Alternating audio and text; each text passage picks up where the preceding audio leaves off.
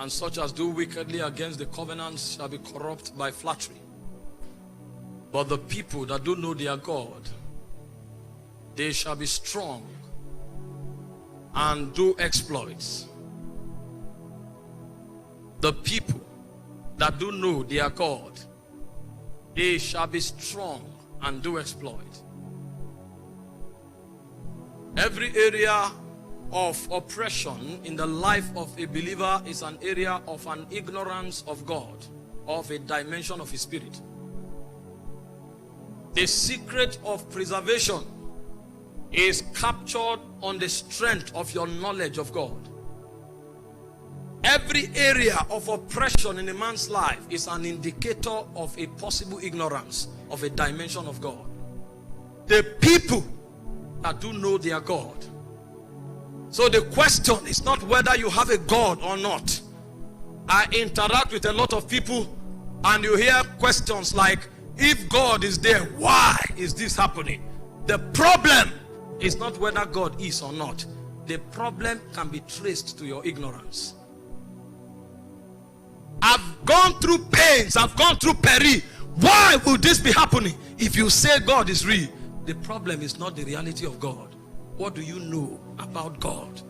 And what aspect of God do you know that can handle the obvious challenge in your life? Whatever it is that is a challenge is not even an argument whether you have a God or not. All have a God, but the ones that are strong and will do exploit are the ones that do know their God. Many have been deceived by the devil and ran the way of folly, and they call themselves atheists, arguing that there is no God because of challenges in their lives that they could not surmount. The problem is not with God. It is traced to their ignorance of a dimension in God that handles the plague of their lives. So it becomes the responsibility of every Christian to explore God in his lifetime. The greatest preoccupation of any entity in the realms of God is the pursuit of the knowledge of God. So Jesus comes in John 17 verse 3 and he summarizes life. He said, this is life eternal, that they may know him. Is not a function of what you have, it's a function of your knowledge. Because all things that pertain to life and godliness have been given to us, but it is obtainable only through the ginosko of God. If there is a part of all things that pertains to life and godliness that is lacking in a man's life, the problem is not traced to God, it's traced to what he knows about God. This is life eternal, that they may know him, the only true God. But the devil is a wicked spirit. Part of the advantages that he has is the fact that he was a creature of the presence. He was a being of the presence. So he understands how to rob a generation of what they have in God. Because he understands the mysteries, the precepts, the patterns, and the principles of God. He is a creature of the presence. He said, where wert thou when I laid the foundations of the earth? When the sons of the morning sang for joy, they watched God carried out some feats of creation. So they understand some of the secret codes that are locked into this world. So when the devil wants to rob a generation of their inheritance, what he advertises to them are pathways that leads to ignorance. The challenge and the plague of the believer is the mountains of ignorance in his life. The moment you know a dimension of God that handles the problem you have, your problem becomes the past. And the reason we preach and keep preaching is to open up the portals of God so that men can know him and commune with his spirit.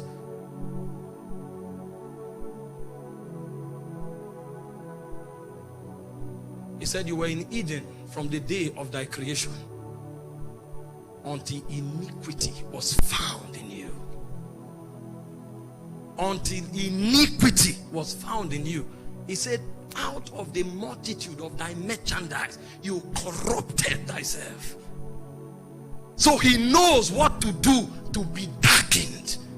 There is a multitude of a merchandise that brings about darkness of the soul. And it comes to educate generations upon generation the way of darkness.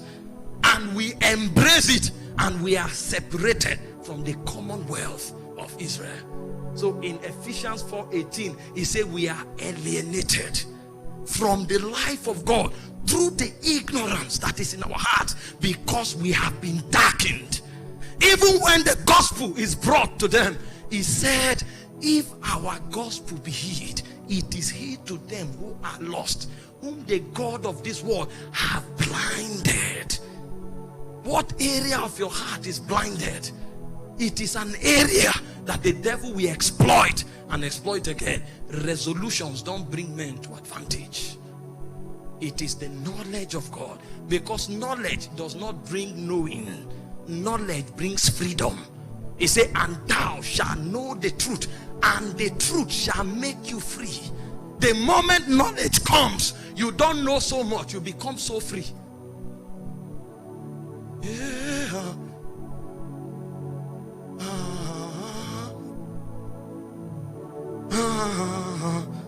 You know, our generation is losing out something. We think we know, so we come to talk. The sign that you know is not what you say. The sign that you know is the testimony of how much you have become like God. Because knowledge brings liberty. The man that knows so much, that is not the knowledge of God, his head is lofty.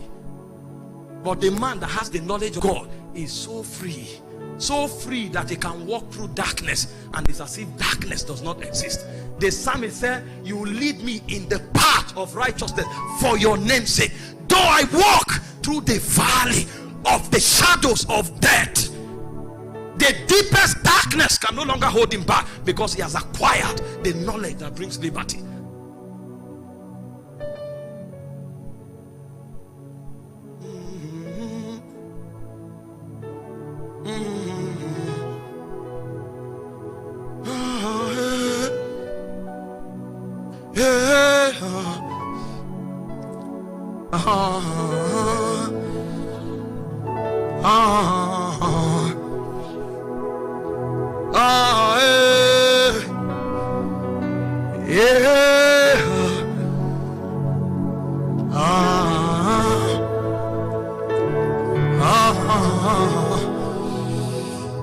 A few weeks ago, an angel of the Lord came to me, and he caught me up into the spirit and began to show me some of the things God wants to release to our generation.